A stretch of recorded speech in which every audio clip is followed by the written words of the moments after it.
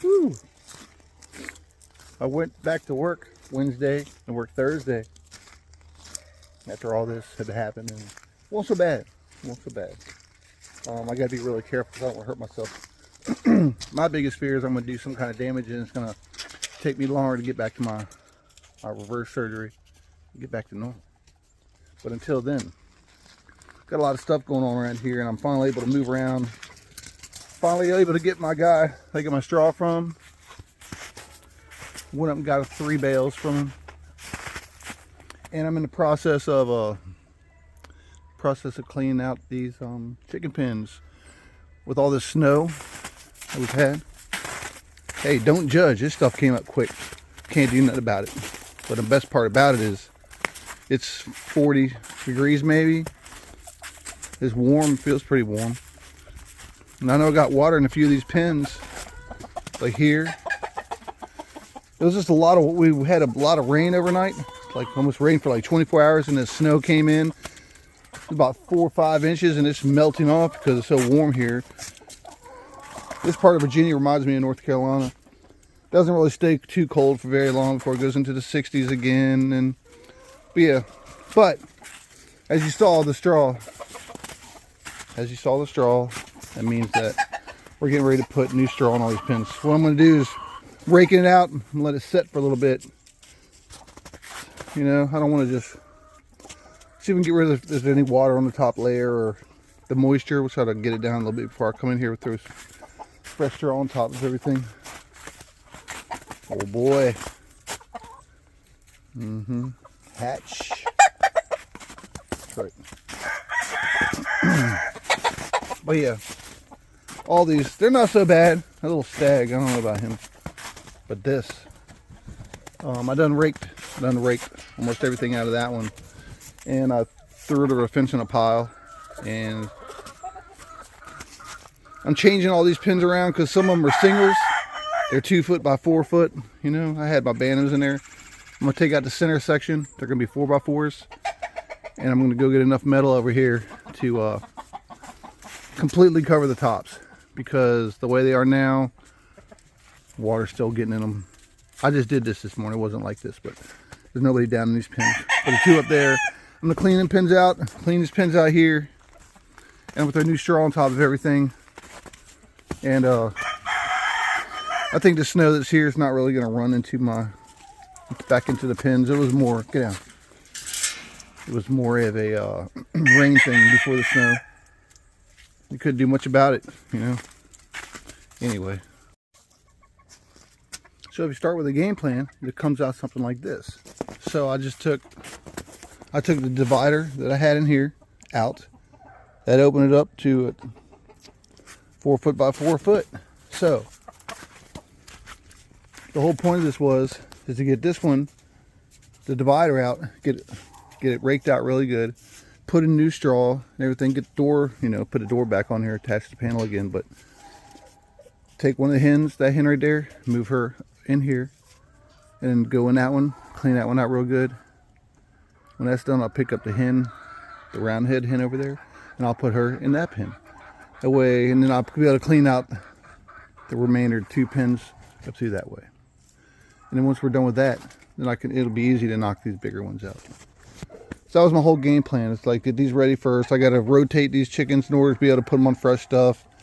And at the same time, like I said, this 3 foot piece of metal is all I had across the 4 foot front. And there was times where water did go over, or anyway, it was exposed this much, you know, to the rain, just straight up and down, because the roof didn't cover the whole pen.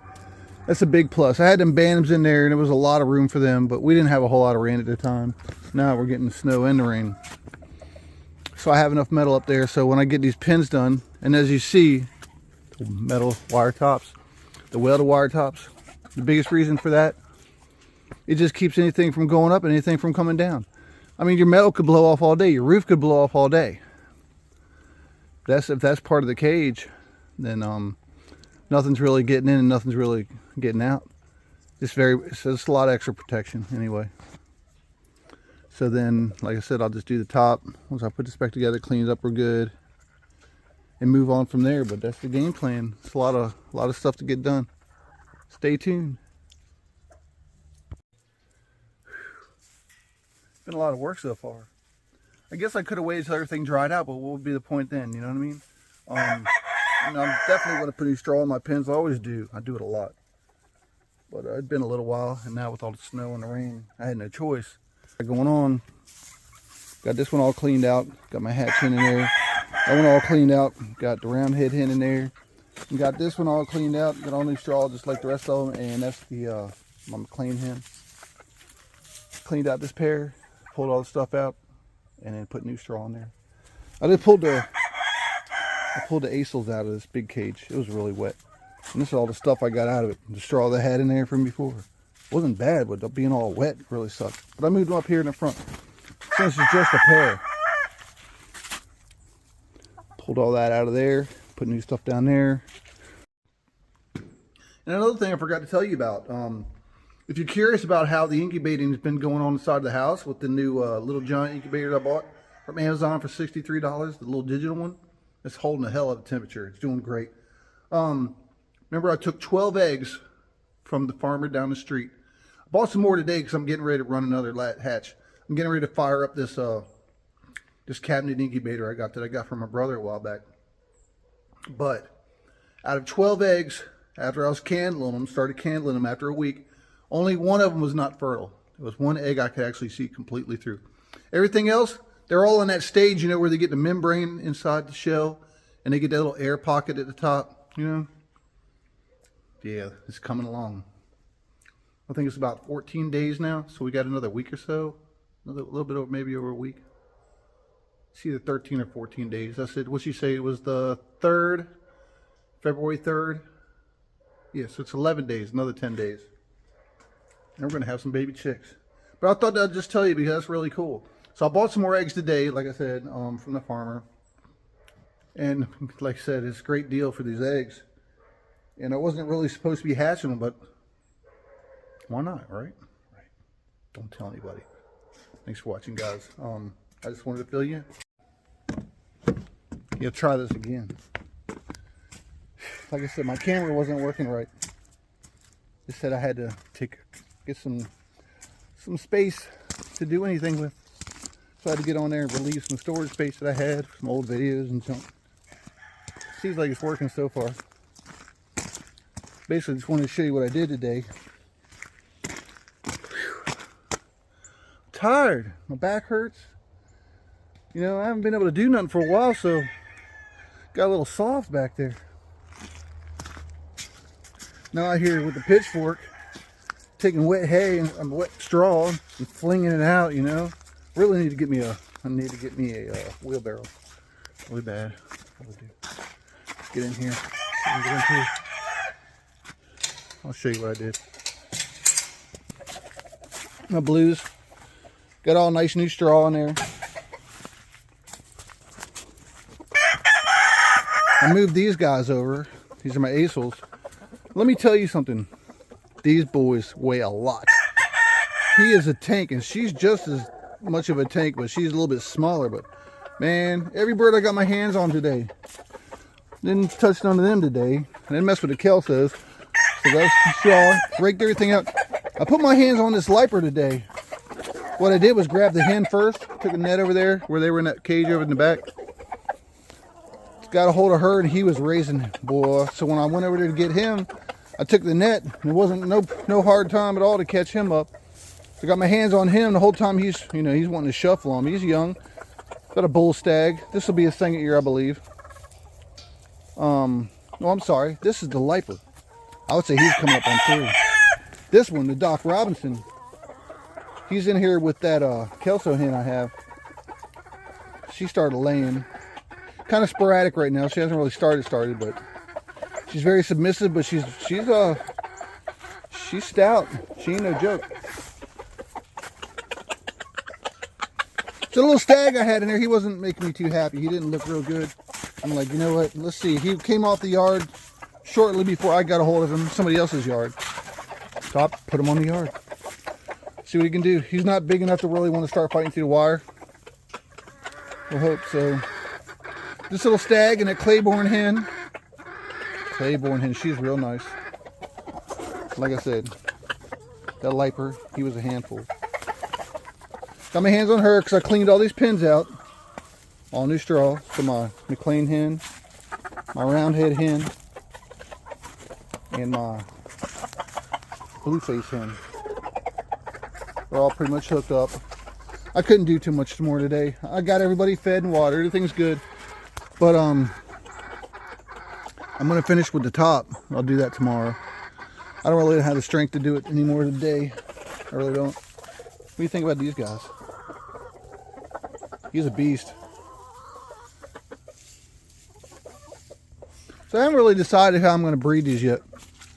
I wanted to take all my hatches and breed them under that Doc Robinson hatch rooster right there. And then I was going to take like the Kelso hen, my roundhead hen, and that Claiborne hen over there, and breed them under the Liper because he's already a crossed up, you know. Yeah. They were crossed up just for fighting, a Liper and a hatch. And that's what they come up with, a Liper hatch. I did some research on it, trying to figure it out best myself. But basically, Liper and hatch were finally created just for the fighting purpose. And where these guys could be used for fighting, but mostly, you know, for brood cocks too, when you got a full-blooded rooster, close as you can get to it anyway. Like that sucker right there is just gorgeous. I can't wait to have him over top my hatch hens. Look at that. He's so, look at that. You tell it, boy. But anyway, those are my Kelsos. They actually made it today. Old man got on it, got the job done. Old Blue needs to do some stuff. I got some eggs off them. I got some eggs off the Claiborne hen down there. I pulled another one out of there today. I've got an egg off of the Blueface hatch hen. She was with somebody's rooster before I brought her here, so the egg was probably fertile off his bloodline, was something he was trying to cross before he let me get one of these hens from him. He's got a couple others. And then she bred with the Doc Robinson over there. Anyway, guys, I appreciate y'all watching. I just want to let you know, last but not least, what was going on around here. And we'll get another video. That's it. Get on it, boy. That's a Liper and the California hatch hen. We'll see how it goes. Thanks for watching. Don't forget to subscribe. Thumbs up really helps. Anytime you watch a video completely through and you don't exactly hate it, thumbs up goes a long way to help people, you know. I try to do that with all the videos I watch. And I would expect you to do the same if you get a chance. Appreciate you watching. Y'all stay in touch. Don't worry about commenting or asking me questions, y'all. Try to help best I can.